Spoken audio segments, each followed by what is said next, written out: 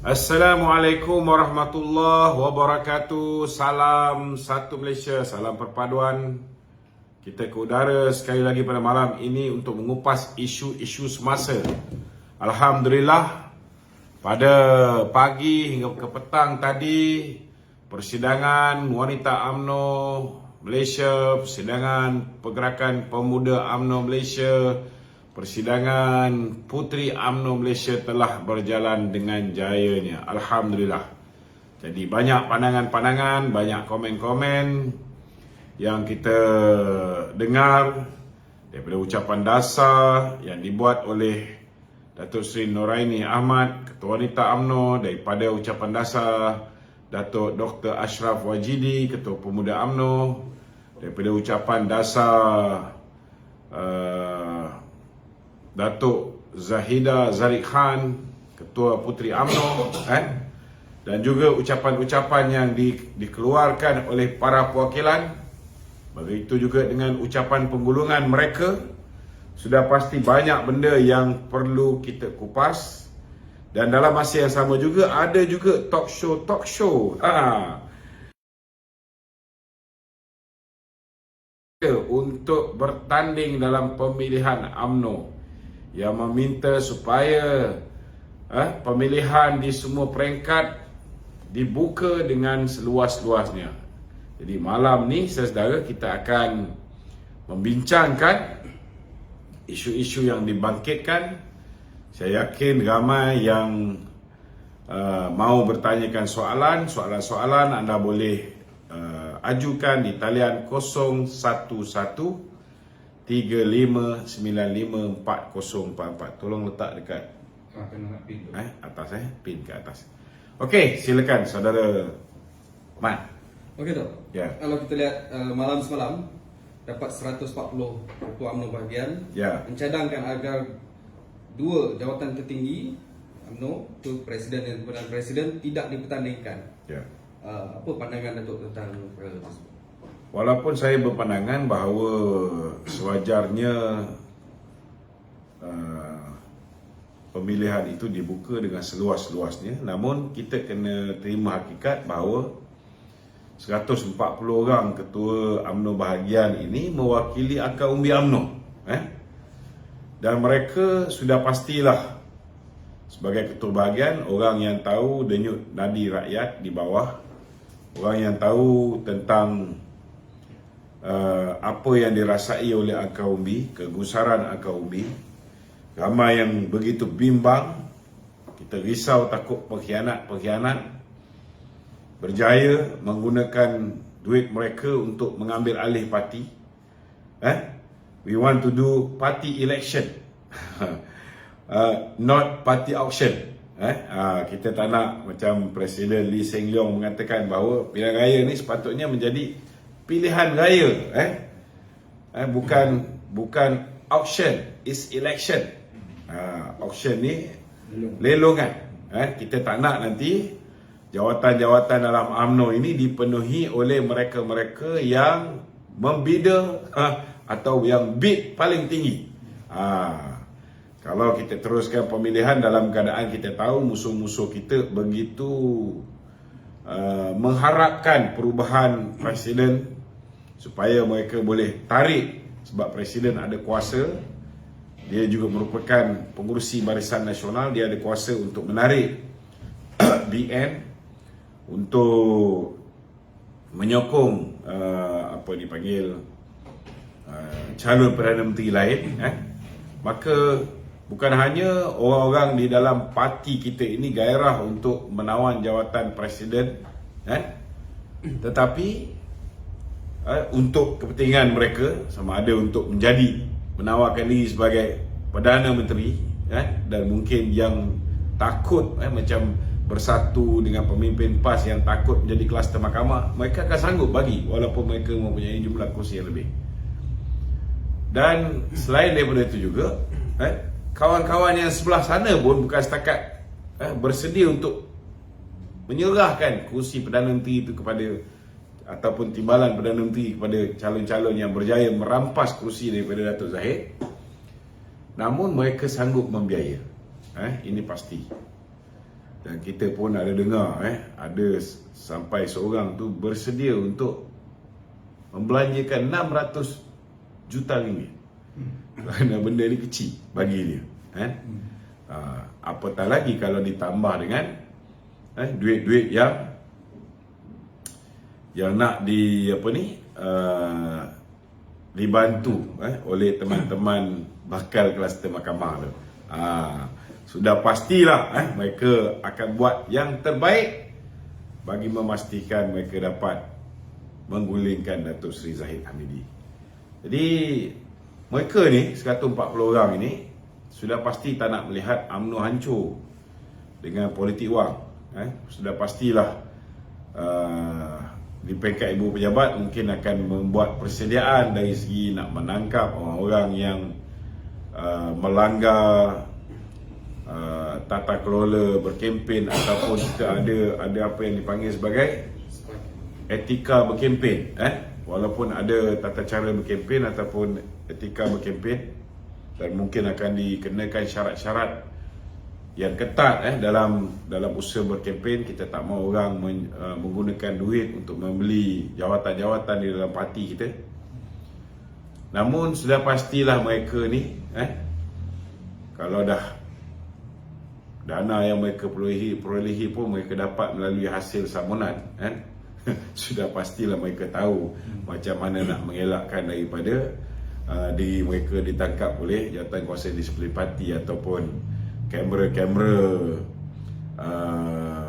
hidden camera yang kita pihak parti mungkin sediakan untuk menangkap orang-orang yang terlibat dengan politik wang ni. Jadi saya rasa walaupun kita punya pandangan berbeza, tetapi ketua-ketua UMNO bahagian yang 140 orang ini lebih daripada majoriti. UMNO ada 191 bahagian. Maknanya lebih kurang 51 ketua bahagian yang tidak menyokong, dan itu pun belum tentu dia punya grassroots di peringkat bawahan bersetuju dengan pandangan yang lagi 51 orang. Jadi bagi saya, siapa juga berhak untuk meminta macam Minari Johari Gani mencadangkan supaya pemilihan dibuka, supaya dia ada ruang nak bertanding presiden ke timbalan presiden ke, mungkin dia tak bertanding naik presiden lah sebab dia dulu dah pernah bertanding naik presiden, kalah kan. Jadi bila kalah naik presiden ni, dia tak sepatutnya bertanding naik presiden, nak tu bertanding timbalan ataupun presiden. Baguslah. Boleh teruskan, tak ada masalah. Itu hak dia. Siapa juga berhak memberikan pandangan. Ketua UMNO bahagian mewakili 140 bahagian ini pun berhak untuk memberikan pandangan. Tetapi akhirnya yang akan memutuskannya seperti mana yang diperkatakan oleh Datuk Seri Zahid. Hari ni KJ pula bila Datuk Zahid pergi ke Perhimpunan Agung Puteri, dia bersalam dengan dengan KJ. Datuk Zahid sendiri mengatakan ready to fight. Maknanya dia pun bersedia untuk lawan. Dia tak ada masalah untuk lawan. Tetapi akhir sekali kalau ada dua pendapat. Satu pendapat mengatakan untuk menjaga supaya parti tak berpecah belah. Kena faham kita dalam keadaan lemah ni, pandangan dia orang pun betul juga. Kalau diadakan pemilihan, memang jawatan ni akan di auction ataupun akan dilelong. Yang billionaire dapat backup daripada Mahathir ke, daripada Syed Mokhtar Al-Bukhari, memang dia tak ada masalah buat duit ni. Yang Isyamuddin pun dia dapat backup daripada Muhyiddin pun, dia pun tidak ada masalah.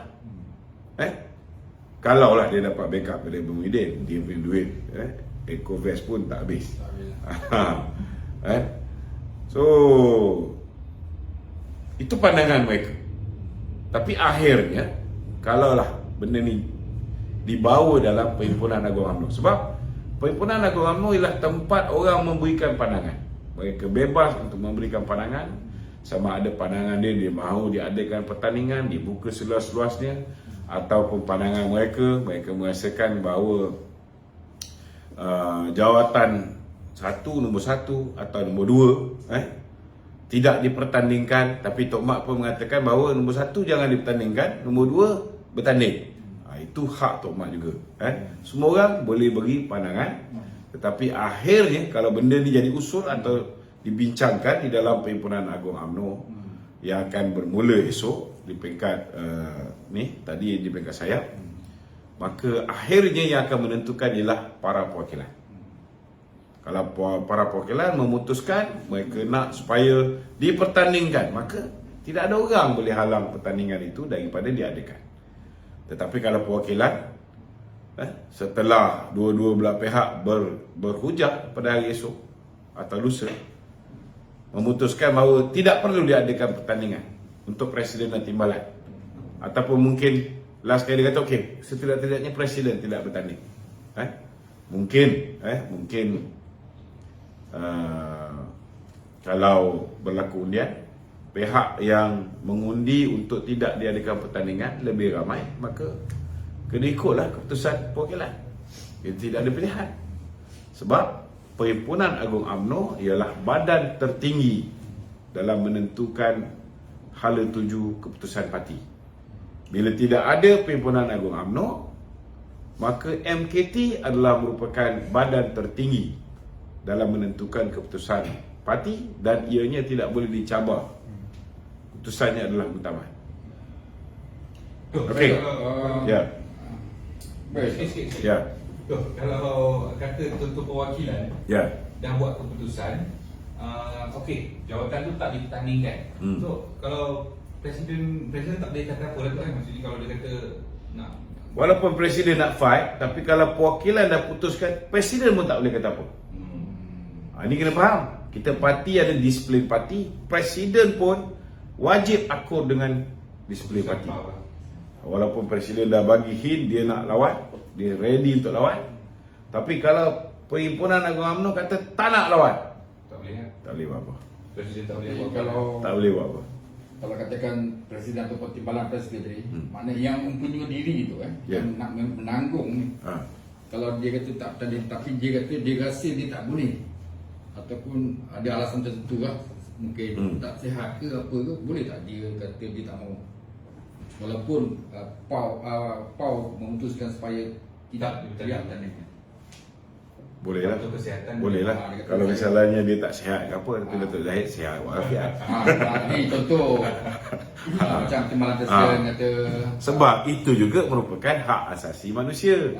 Hak seorang ahli, sama ada dia bersetuju untuk dicalonkan ataupun tidak. Itu hak dia. Ada tadi saya dengar ucapan daripada Johari Ghani mengatakan parti-parti lain pun buat pemilihan dan tak ada masalah. Siapa kata tak ada masalah? Dan parti mana yang buat pertandingan presiden? Cuba beritahu saya, parti mana yang buat pertandingan presiden? Ada orang lawan Tan Sri Muhyiddin sebagai presiden parti? Tak ada. Dia buat homework ke tak buat homework? Ada orang lawan Haji Hadi sebagai presiden parti PAS? Ada? Tak ada. Ada orang lawan Anwar Ibrahim sebagai presiden PKR? Tak ada. Dia kata PKR buat pemilihan sebelum pilihan raya. Itu hak PKR. Tapi bagi saya tetap mempertahankan keputusan MKT tepat. Dalam MKT itu pun ada Johari Ghani juga. Keputusan MKT tepat. Sebab apa saya kata keputusan MKT tepat? Sebab kita pun kena tahu apa yang berlaku dalam pemilihan PKR juga, memecah belahkan. Ada yang mengatakan bahawa PKR menang 82 kursi. Saya nak tanya, 82 kursi boleh bentuk kerajaan ke tidak? Tak boleh. Kalau mereka dapat elakkan pemilihan hari itu, maka contohnya di Ampang, Ultimate tak bergaduh dengan Hans Isaac. Mungkin di tempat-tempat lain tidak ada percakaran, mungkin mereka boleh dapat untuk membentuk kerajaan secara bersendirian. So macam mana dia kata buat pemilihan sebelum pilihan raya, adalah satu benda yang baik, tak ada masalah. Ini pendirian saya. Bagi saya, keputusan MKT, termasuklah Johari Gani berada di dalam tu, adalah tepat. Memang tepat, iaitu kita tangguhkan pemilihan. Kena faham, kita punya pemilihan parti mesti dibuat 3 tahun sekali. Selepas 3 tahun, memang ada di dalam perlembagaan, boleh kita anjakkan, boleh kita tangguhkan sehingga maksimum 18 bulan. Tetapi bila dah dekat maksimum 18 bulan, kita buat satu pilihan raya Perhimpunan Agung Khas, meminda perlembagaan kita. Kita bukan lagi buat pemilihan setiap 3 tahun sekali, tetapi kita ubah perlembagaan kita. Mulai daripada sekarang, pemilihan parti bergantung kepada tempoh parlimen di peringkat persekutuan. Ini kena faham. Biasanya tempoh penuh parlimen 5 tahun. Kalau kerajaan mengambil keputusan, kerajaan itu mengambil keputusan untuk membubarkan parlimen selepas 5 tahun, maka pemilihan parti mesti dibuat dalam tempoh 6 bulan selepas pilihan raya persekutuan. Bukan pilihan raya negeri. Ada juga yang berpandangan bahawa kalau diadakan pilihan raya negeri bulan 5 ni, kita boleh postpone lagi 6 bulan. Ini tak berapa tepat. Sebab pilihan raya yang 6 negeri yang belum buat ni ialah pilihan raya negeri. Tetapi bila kita buat pindaan perlembagaan, bila kita buat pindaan perlembagaan, kita nyatakan dengan jelas bahawa pemilihan parti mesti dilakukan dalam tempoh 6 bulan selepas pilihan raya umum. Bila last kita buat pilihan raya umum? 19 November. Bila genap 6 bulan? 19 Mei. Maknanya sebelum 19 Mei mesti buat pemilihan parti. Tak boleh tangguh. Tak boleh tangguh. Nak bertanding tak bertanding, Perhimpunan Agung UMNO ataupun Perhimpunan Agung Khas boleh membuat keputusan ni. Dia nak satu kapal tak bertanding pun boleh, kalau dia orang nak buat. Tetapi janganlah buat macam tu, kan? Ada soalan lain? Bagi awak tak? Ada yang kita tertinggal? Okey tak? Kita lihat ada pihak yang mahu jawatan ditandingkan, ada pihak yang tak mahu jawatan ditandingkan. Tidakkah sekiranya jawatan ni tidak ditandingkan, top 2 ni tidak ditandingkan, naratif begitu? Ia sebenarnya macam ni. Macam mana kita nak kata ianya menyekat demokrasi kalau ianya diputuskan oleh para perwakilan? Setiap ucapan dasar Presiden boleh cakap, Presiden boleh buat dalam pembentangan ucapan dasar dia. Tetapi kalau tidak diluluskan oleh perwakilan, tak lulus. Tak boleh dianggap sebagai keputusan. Ini kita faham. Sama juga kalau ada pihak, contohnya seorang daripada jurucakap itu mewakili 140 ketua bahagian yang tak mahu diadakan pertandingan di peringkat Presiden dan Timbalan. Dan ianya dibahaskan. Orang ni setuju, orang ni tak setuju. Last kali, angkat tangan. Kalau dikira jumlah yang menyokong supaya tidak dipertandingkan lebih ramai daripada jumlah yang menentang, Presiden pun tak boleh buat apa-apa. Sebab itu sudah menjadi keputusan parti. Kalau Presiden tak bersetuju, dia kena buat satu lagi mesyuarat Agung Khas, kena bentangkan balik, bagi rasional baru dan sebagainya. Tapi tak pernah ada orang buat lah 2 kali buat mesyuarat Agung Khas. Itu demokrasi. Itu demokrasi. Itu demokrasi. Dan termasuk dalam perlembagaan. Ya. Dan itu pun yang sekarang ni mereka sedang buat. Mereka sedang berkempen. Apa yang Tun Faizal, apa yang Jalil Baker, dan nyamuk-nyamuk yang lain ni sedang buat kerja. Raja Petra, dia ni orang PAS. Kalaupun dia dibayar, mungkin dibayar oleh pihak Perikatan Nasional. Rupa-rupanya ada pun juga dapat duit daripada UMNO ni. Tapi UMNO pengkhianat lah, kluster pengkhianat. Dia berkempen. Apa yang Tun Faizal buat sekarang, ni tengah buat live. Apa yang ditulis oleh Jalil Baker, apa yang di-livekan oleh Raja Petra, itu adalah kempen. Malah hari ni saya berani cakap, Bernama TV pun hari ni cuba menghasut rakyat untuk menolak Presiden UMNO ni. Dia tak sedar bahawa hari ni Presiden UMNO adalah timbalan Perdana Menteri. Dan Bernama TV ni merupakan media kerajaan. Contohnya pagi tadi pukul 10 pagi, saya tonton Ruang Bicara. Saya dengar seorang profesor apa nama dia, Taufik. Dia terang-terang dia menghasut perwakilan supaya dia memberi gambaran bahawa kalau kita tidak mengadakan pertandingan itu macam kita menolak perubahan. Dia kata kita kena ubah pemimpin yang yang ada kes mahkamah dan sebagainya. Ini. So kita nak tanya juga, Bernama TV ni TV pembangkang ke? Masih lagi di bawah telunjuk Mahathir ke? Kalau masih lagi di bawah telunjuk Mahathir, maka sewajarnya lah kita harap Menteri Komunikasi tengok-tengokkan Bernama TV ni. Kita ni dah berada di dalam kerajaan perpaduan. Jangan kita benarkan mana-mana pihak yang dilantik zaman Mahathir dulu hari ini meneruskan agenda Mahathir. Hari ini mereka ni seolah-olah berkempen untuk calon-calon yang menentang Datuk Seri Zahid dan bawa naratif-naratif yang bukan-bukan. Hari ini dah terbukti Datuk Zahid adalah mangsa selective prosecution, penakwaan terpilih, malicious prosecution, penakwaan berniat jahat, dan politically motivated prosecution, penakwaan yang bermotifkan politik.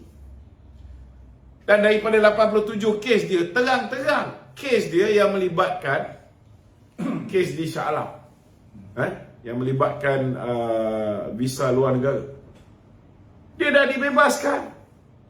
Tidak ada prima facie pun.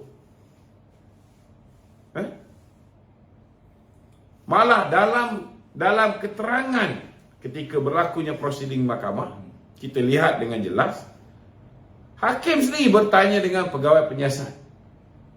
Ada dua laporan dibuat, satu ke atas Hishamuddin Tun Hussein, satu lagi ke atas Datuk Zahid. Tapi kenapa tak disiasat Hishamuddin?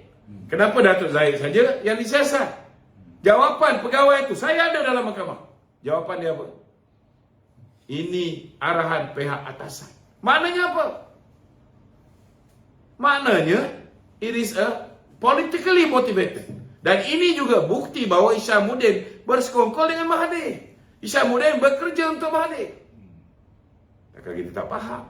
Nak bagi signal macam mana lagi? Kemudian bila lawyer Datuk Zaidi bertanya kepada pegawai penyiasat,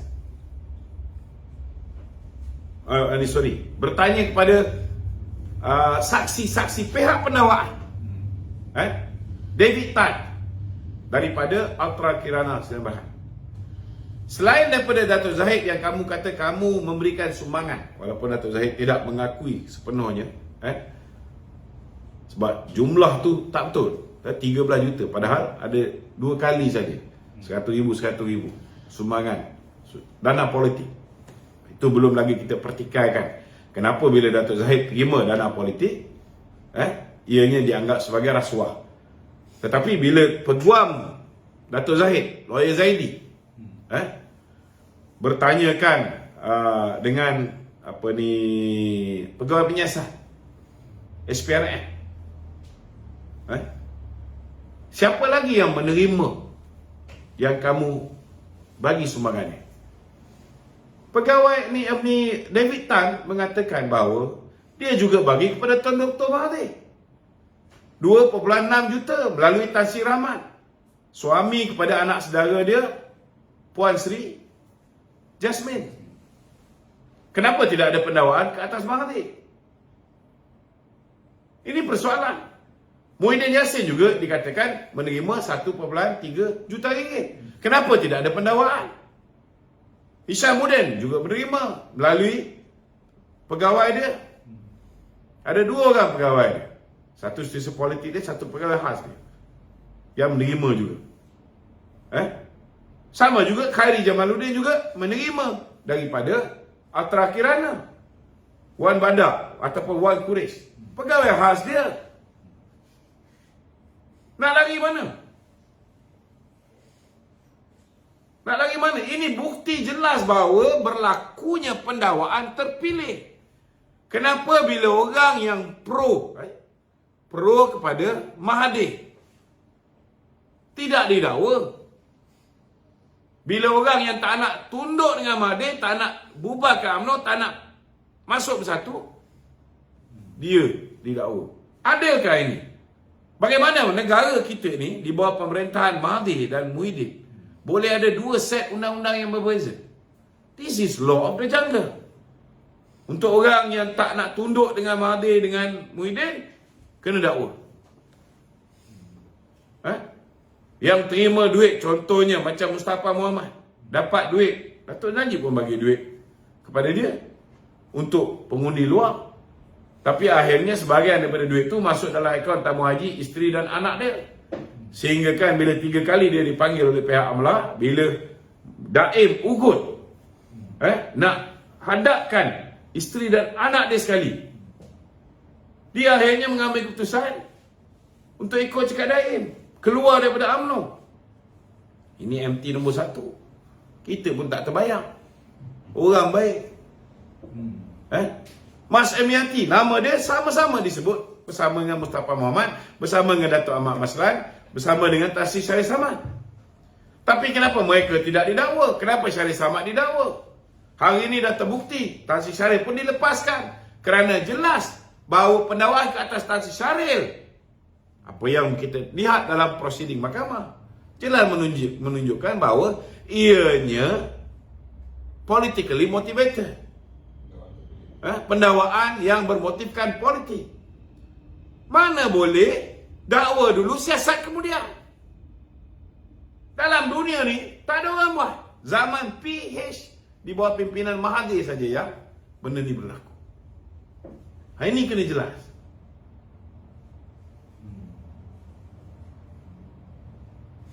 Okey? Okey tak? Ini kita lihat antara rangkuman-rangkuman yang diperkatakan dalam ucapan-ucapan ketua pemuda, ketua puteri, ketua wanita. Mereka senada agar pengkhianat-pengkhianat ni disingkirkan daripada parti, gunting-guntingan lipatan, dan tidak diberi muka. Adakah pengkhianat ni kita nak cerita daripada ketua-ketua bahagian ataupun sampai ke top leader?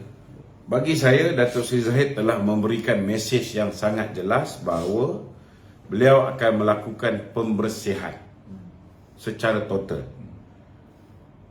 Tapi kita kena fahamlah, mungkin ada di kalangan pengkhianat-pengkhianat ini keliru, dikelirukan, tak sedar mereka dah tanda tangan aku janji. Bila orang tu datang dengan janji itu, janji ini, ada yang gelap mata, ada yang kembali ke pangkal jalan. Itu yang Datuk Zahid kata. Dan yang mana yang dah kembali ke pangkal jalan tu, dia maafkan. Tetapi janganlah buat lagi. Betul tak? Ini pun bahaya juga. Sebab ada kemungkinan besar ada yang puas hati, ada yang tidak puas hati. Kerana ada setengah-setengah daripada kita tidak boleh tolerate. Kalau boleh 10-10 ni, wajar diambil tindakan. Tetapi sudah pastilah sebagai presiden parti, dia lebih tahu berbanding dengan kita. Dia lebih tahu apa yang perlu dijaga. Dia boleh lebih tahu kekangan-kekangan kalau dia ambil tindakan secara drastik. Bukan satu demi satu. Apa implikasi dia? Kita orang biasa, kita tak tahu. Rakyat biasa, kita tak tahu. Pemimpin kita, dia ada maklumat lebih daripada apa yang kita tahu. Ini kita kena faham. Okay, Dok. Okay. The next, wajarkah kita, walaupun orang-orang yang dia kembali ke pangkal jalan, dia dah khianat tapi dia kembali ke pangkal jalan, wajarkah kita masih beri peluang dia duduk di dalam majlis kerja tertinggi? Sungguh itu sebab kita kena faham, kita kena faham. Contohnya, ada di antara mereka dia angkat duduk dalam kabinet. Tetapi pastilah Perdana Menteri dan Timbalan Perdana Menteri ada alasan yang tersendiri. Namun kalau misalnya ahli tidak mau tolerate, mungkin kita nak pastikan bahawa kerajaan kita intact. Kita tak ambil tindakan kepada mereka ni, kita masih mengekalkan mereka di dalam kerajaan. Kita masukkan juga nama dia, walaupun dia bagi SD kepada Muhyiddin. Tetapi ahli berhak. Kalau ahli merasakan orang macam ni tak perlu berada di dalam kepimpinan parti, maka jangan undi. Betul tak? Dan mereka tak boleh salahkan kepimpinan parti. Mereka tak boleh salahkan Datuk Seri Anwar. Tidak ada kaitan dengan Datuk Seri Anwar pun. Sebab ini masanya untuk kita ahli parti menentukan siapa yang akan menjadi penyambung kepimpinan parti. Kalau kita dulu boleh pilih, menteri je, kita letak dia sebagai MT. Sebelum pilihan raya 2018, kita tak pernah uji pun kesetiaan pemimpin-pemimpin kita. Biasa bila kita nak memilih siapa nak jadi presiden, timbalan, naib, presiden dan MT, kita akan pilih orang ni, apa kedudukan dia, menteri ke tak menteri, menteri kanan ke tak menteri kanan. Barulah kita letak dia di presiden ke, timbalan ke, naib presiden ke. Apa kedudukan dia dalam GLC contohnya, kita ambil kira juga.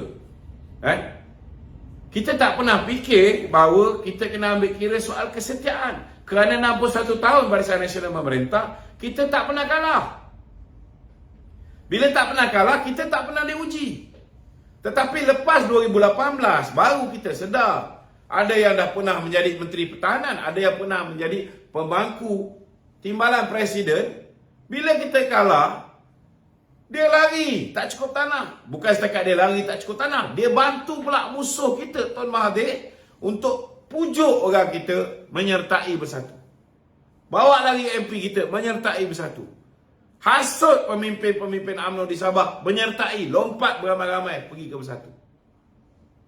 Dan orang ni masih lagi buat kerja yang sama lepas pilihan raya umum ke-15, buat benda yang sama. Hasut 10 orang, bagi SD pada Muhyiddin. Takkan kita tak nak ambil tindakan lagi? Sampai bila kita nak tolerate benda-benda pelanggaran disiplin begini? Tak boleh. We got to be firm. Kalau parti kita tak jaga disiplin parti, lingkup parti tu. Jangan hanya fikir nak jaga parti ni kena bebas, siapa pun nak bertanding boleh bertanding. Tak ada masalah selagi kau tak melanggar disiplin parti. Tapi kalau kau dah langgar disiplin parti, engkau pun nak bertanding, nak menguasai parti, boleh terus berangan. Buatlah TikTok ke, buat video ke, boleh terus berangan. Tak ada masalah. Tapi bila tiba masanya, bila Jawatan Kuasa Disiplin Parti sudah memberi cadangan kepada MT, terimalah keputusan. Kita tak lupa ramai pemimpin-pemimpin UMNO yang menjadi mangsa KJ dengan kenyataan-kenyataan beliau. Kita tak lupa. Dan ramai orang cukup frust bila mana Hishamuddin menghasut 10 orang ni. Datuk Zahid boleh maafkan. Itu hak batang tubuh Presiden untuk memaafkan 10 orang yang telah memberikan SD kepada Muhyiddin Yassin. Tetapi dalam usaha kalau ada lah siasatan, kita tahu siasatan ni dah nak sampai hujung ke atas Hishamuddin mendapati bahawa beliau memang dah langgar disiplin parti. Kalau MT UMNO memutuskan untuk mengambil tindakan kepada Hishamuddin, Datuk Zahid pun tak boleh buat apa. Datuk Zahid kena akur.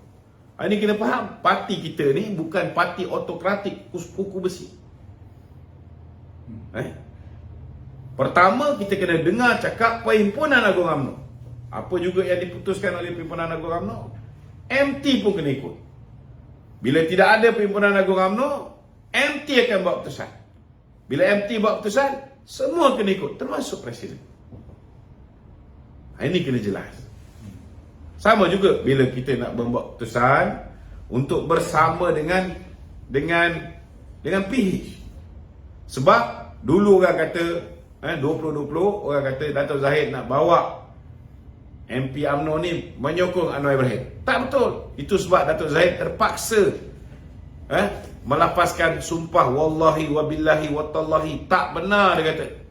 Saya bukan nak bawa orang ni pergi ke Anwar Ibrahim. Seperti mana yang diperkatakan oleh Datuk Seri Ahmad Maslhan di hadapan beberapa orang. Bila credibility Datuk Zahid dipersoalkan. Dan itu sebab dia memasukkan di dalam ucapan dasar dia. Dia kata apa? Untuk pilihan raya yang akan datang, pilihan raya ke-15, BN will go solo. No DAP, no Anwar, no Bersatu. Tapi geng-geng yang pro PN ni dia tak sebut lah no Bersatu.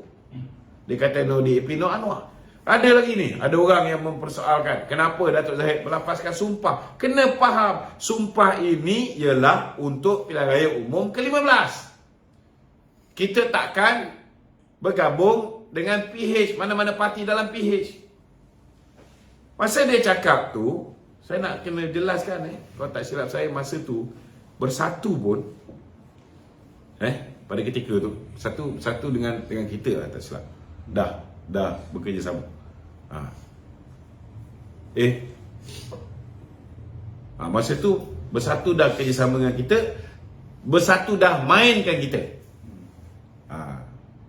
2021 rasanya. Bukan. Selepas tu 2021. Selepas Sabah barulah Datuk Zahid melapaskan sumpah tu. Dan adakah dia langgar sumpah ni? Tidak. Dia tidak langgar sumpah ni. Dia sudah pun menunaikan BN go solo dah. Ya. Betul. BN go solo. Tetapi kita kena faham, rakyat mengambil keputusan untuk mempercayai fitnah-fitnah yang dilontarkan terhadap Barisan Nasional, termasuk terhadap Presiden UMNO.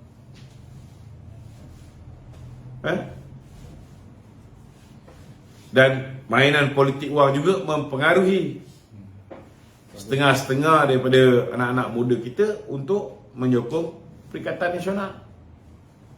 Dan kita juga tidak nafikan bahawa PAS berjaya dengan kempen dia, seolah-olah mengundi PAS sama dengan masuk Islam, bersama PAS sama dengan masuk Islam, tak bersama PAS macam kita ni semua kafir. Seperti mana yang Ketua Pemuda PASIK mengatakan bahawa undi PH dengan undi BN masuk neraka. Orang muda yang rambut merah, semayang pun tak semayang, tapi hati dia nak Islam. Dia ingat masuk PAS ni, menyokong undi PAS ni, maka dia selamat akhirat. Ada juga orang muda kita ni kadang-kadang confuse, dia tak faham apa pun. Ada lagi yang tak faham. Datuk Seri Ismail Sabri dia kata kita sokong apa yang Datuk Seri Ismail Sabri nak bagi kepada orang-orang muda. Maka pilihan raya nanti kita akan bagi sokongan kepada Perikatan Nasional. Dia tak tahu Ismail Sabri itu Barisan Nasional.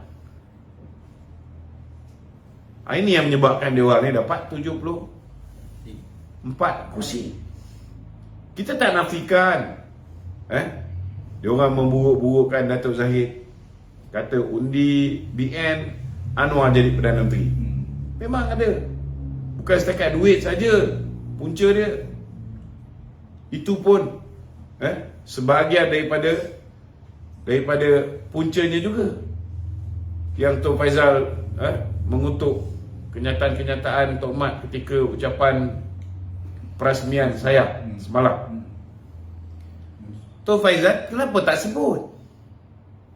Salah satu sebab punca kita kalah termasuklah manusia macam Tun Faizal dan bos dia duduk dalam UMNO tapi khianat UMNO, sabotaj UMNO. Duduk dalam kerajaan tetapi apa yang dia buat tak menguntungkan BN, lebih menguntungkan Perikatan Nasional. Kerana mereka pun tak mau lihat BN ni menang dan boleh membentuk kerajaan bersendirian. Mereka juga merasut supaya pilihan raya ditangguhkan seberapa lama yang mungkin, supaya mereka punya projek-projek dapat bertukar menjadi rezeki dia. Bukan kita bodoh, kita tahu kalau kita buat pilihan raya bulan 3 selepas pilihan raya negeri Johor, ada jadi macam ni? Tak ada. Kenapa itu tak dibangkitkan? Sabotaj parti daripada dalam ni lagi teruk. Berpakat dengan musuh kita supaya akhirnya bila BN tak boleh membentuk kerajaan secara bersendirian, BN terpaksa bekerjasama dengan Bersatu dan PAS. Akhirnya tengok lagi parah. Bersatu dengan PAS undi lagi banyak, kursi lagi banyak menang daripada kita. Sebab apa? Sebab ada ni gunting dalam lipatan, musang berbulu ayam, tak kira lah Anwar musang ke Anwar tak musang ke, orang-orang macam ni membantu menjahanamkan kita. Duduk sebagai ahli UMNO tetapi kiblat dia, kesetiaan dia lebih kepada Muhyiddin. So tepat sangatlah tindakan Presiden parti nak melakukan pembersihan. Dan hari ini kita ucap tahniah dan syabas kepada sayap-sayap yang juga mengesa, baik pemuda, baik Kak Ani punya ucapan tadi, Dr. Ashraf punya ucapan yang minta supaya pengkhianat-pengkhianat ini diambil tindakan segera. Alhamdulillah. Okey Tok. Ya. Yang 10 orang tadi tu. Ya. 6 daripadanya adalah UMNO tu. 4 tu komponen tu. Jadi yang 4 tu yang melanggar tu siapa? Saya rasa tak berapa tepat tu. Okay. Yang saya tahu komponen cuma 3 je. Tak, 4 orang tu dia punya. Saya tak pasti sama ada Arthur tu ada sign ke tidak.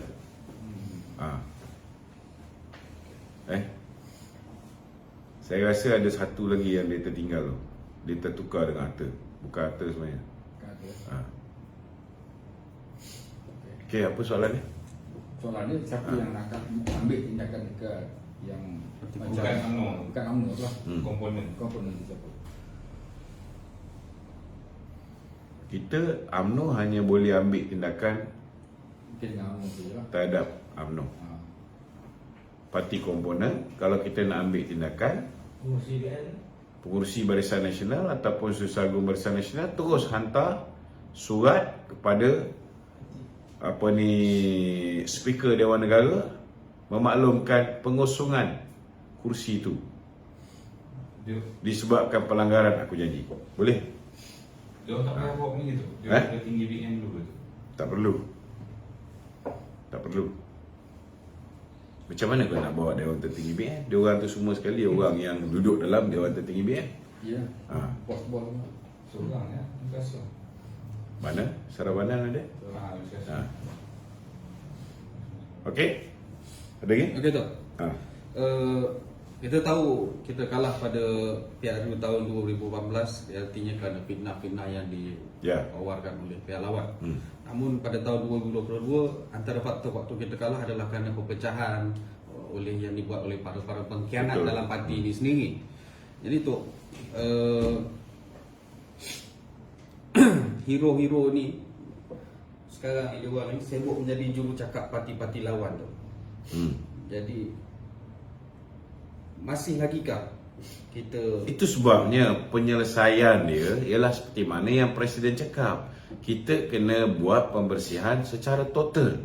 We got to disassociate these people from our party. Katalah Isyamuddin, dia ada 50 orang yang dia duk tanya tiap-tiap bulan ni semua. Tapi kalau dia dah bukan ahli UMNO, atau dia digantung 6 tahun lah contohnya, orang-orang yang dibayar oleh dia pun tak ikut dia.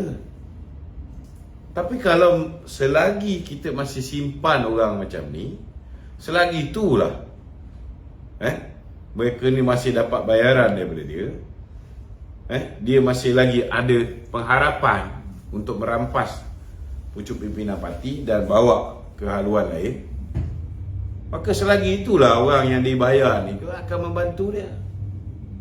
Selagi itulah jentera-jentera dia ni yang dapat gaji bulanan akan bekerja untuk dia. Tapi kalau misalnya dia dah tak ada dengan kita, kalau dia 6 bulan kena gantung, 6 tahun kena gantung, pemilihan parti ni dia tak boleh bertanding. Pemilihan parti akan datang pun dia tak boleh bertanding lagi. Kena ingat tau, 2 pemilihan parti dia tak boleh bertanding. Kau rasa dia nak setia ke dengan UMNO? Sudah pasti dia takkan setia dengan UMNO. Dia ada kawan yang menunggu dia di Perikatan Nasional. Selai-selai bulan, Muhyiddin akan angkat Isyamuddin menjadi presiden yang baru menggantikan dia.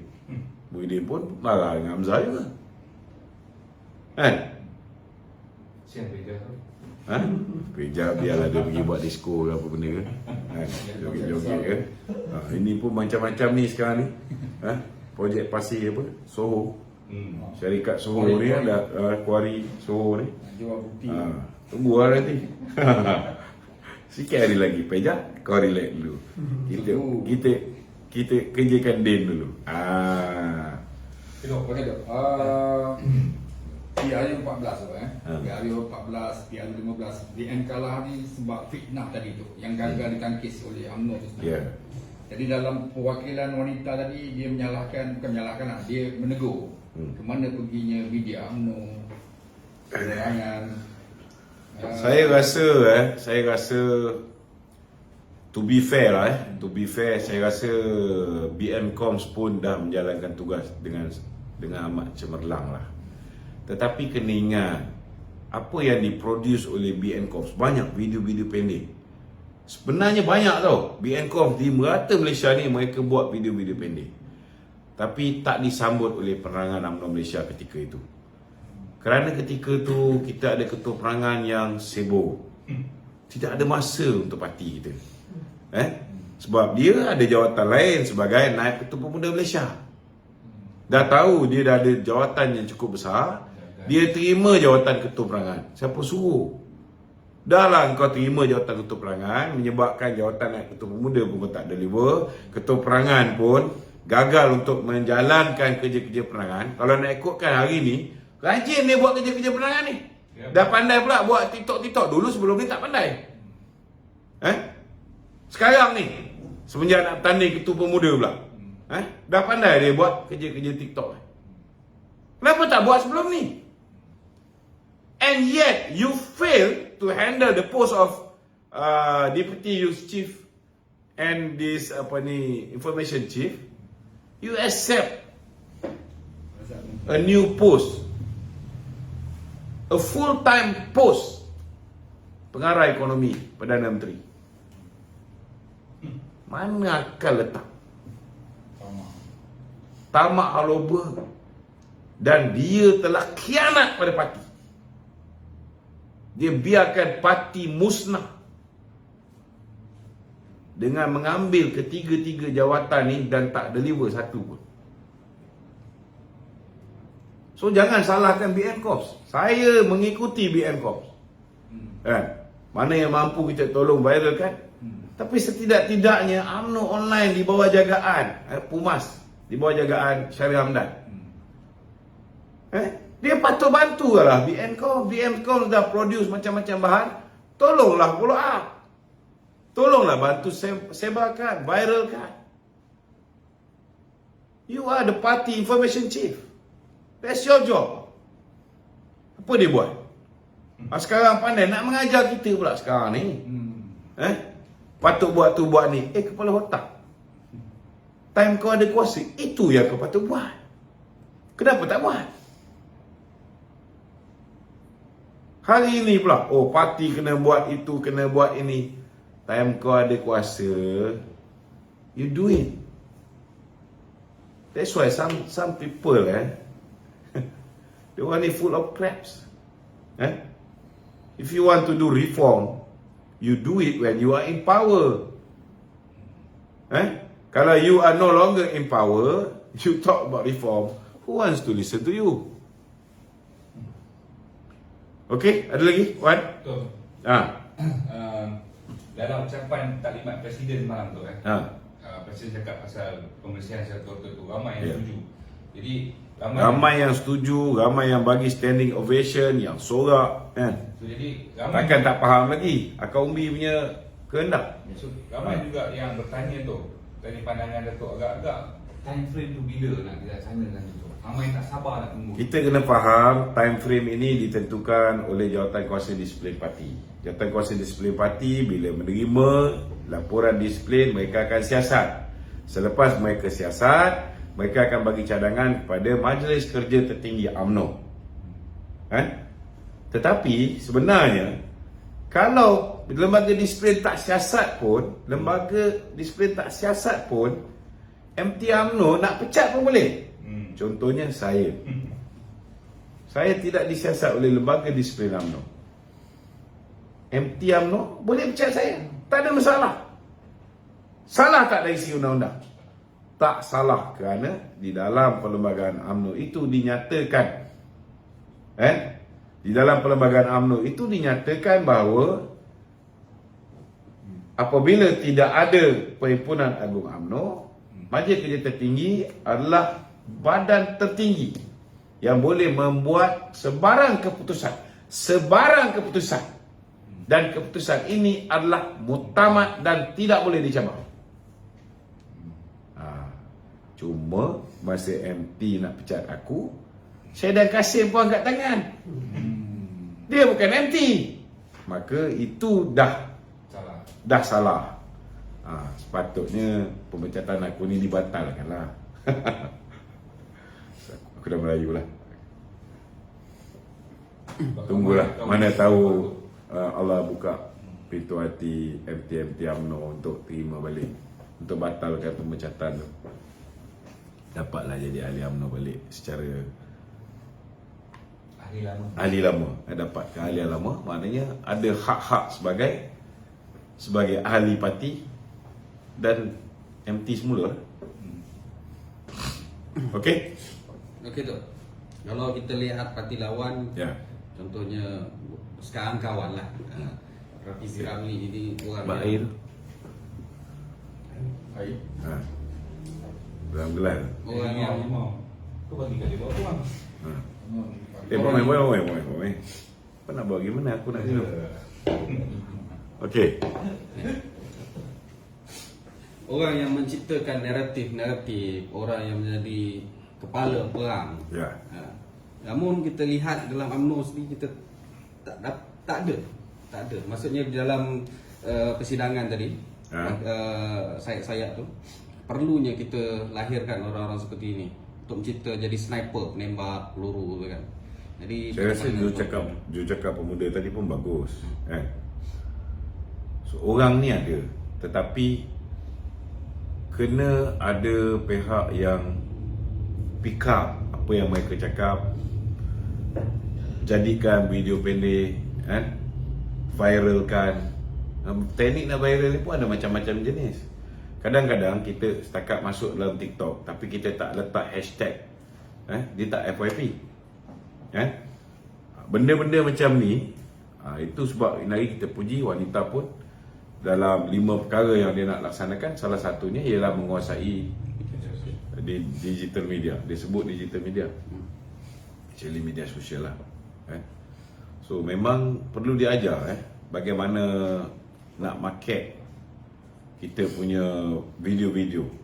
Kalau kita ada pasukan yang kuat untuk menghasilkan konten-konten yang bagus, tetapi kita tidak ada orang yang marketkan pun gagal juga. So kena ada concentrated efforts. Semua orang kena terlibat. Okay? Ada lagi? So, Wajidi cakap, dia kata dia tak akan pertahankan jawatan sebagai ketua pemuda. So, ramai yang macam dia kata lah, dia kata sebab dia tak berjaya untuk tarik orang muda pada pihak 15 lepas, so dia mengambil tanggungjawab lah untuk ni. Jadi apa pandangan tu? Pandangan saya, kita masuk pilihan raya secara bersama. Kita menang pun ianya dianggap sebagai kemenangan bersama. Bila kita kalah, it is a collective responsibility. Kita jangan jadi macam Joe Ghani, bila kalah pilihan raya disalahkan Najib. Kita jangan jadi macam Khairi Jamaluddin, kalah pilihan raya disalahkan Najib. Kita jangan jadi macam Mas Ermiati, kalah pilihan raya salahkan Najib. Jangan jadi macam orang-orang ni. Ini kita kena firm. So bagi saya, ialah ini bukan salah Dr. Ashraf seorang, ini salah kita semua. Dan Presiden pun minta supaya dia kekal sebab dia sebenarnya nak letak jawatan selepas kalah pilihan raya, tapi kita dah nak buat pemilihan, maka dia tunggu sampai pemilihan. Kalau dia bercadang nak pergi bertanding jawatan lain ke, So bagi saya, kita tak boleh buat kata orang tu lah, macam dia ambil tanggungjawab tu kerana gagal tarik orang muda. Okey lah, bagus lah, tetapi jangan sesekali kita letakkan kesalahan tu kepada orang lain.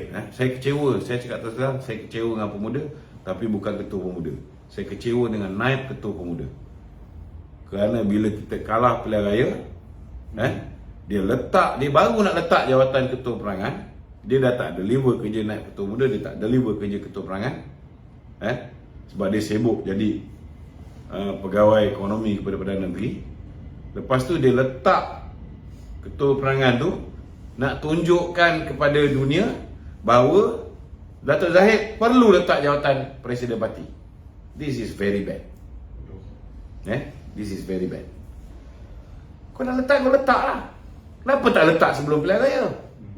Bagi peluang pada orang lain untuk jalankan aktiviti penerangan parti. Parti ada peluang untuk dapat nafas baru. Bukan lepas pilihan raya kau letak jawatan yang kau tak sepatutnya ambil in the first place. Lepas tu kau nak tunjuk, oh I'm showing a good example. Patutnya Presiden Parti pun buat perkara yang sama. Presiden Parti is not the Prime Minister. Presiden Parti suruh bubar pilihan raya selepas Mac 2022. Kenapa kau tak nasihat Perdana Menteri ketika tu? Dia pengarah ekonomi, dia boleh nasihat Perdana Menteri. Dia tak nasihat. Kenapa tunggu sampai Datuk Najib masuk dalam penjara dulu baru nak buat pilihan raya? Dan hari ini 140 orang ketua bahagian juga menyatakan solidariti mereka kepada Datuk Seri Najib Tun Razak dan mengharapkan supaya diberikan keadilan ke atas Datuk Seri Najib. Dan kita ucap terima kasih kepada Datuk Seri Azalina, terima kasih kepada Perdana Menteri dan barisan kabinet beliau, dan juga Datuk Seri Zahid yang telah mengusahakan supaya RCI dilakukan ke atas dakwaan-dakwaan yang dibuat oleh Tan Sri Tommy Thomas. Bila Tan Sri Tommy Thomas punya buku ni masuk RCI, ianya akan disusuli dengan pendakwaan-pendakwaan selepas ini. Dan ini akan juga membantu kes Datuk Seri Najib. Kerana dia punya pendakwaan termasuklah campur tangan pihak eksekutif, campur tangan Mahathir di dalam Jabatan Peguam Negara, di dalam Badan Kehakiman. Semua benda akan terburai dan terbongkar. This is very good. Okay? Ada lagi? Cukup? 1 jam. Assalamualaikum warahmatullahi wabarakatuh.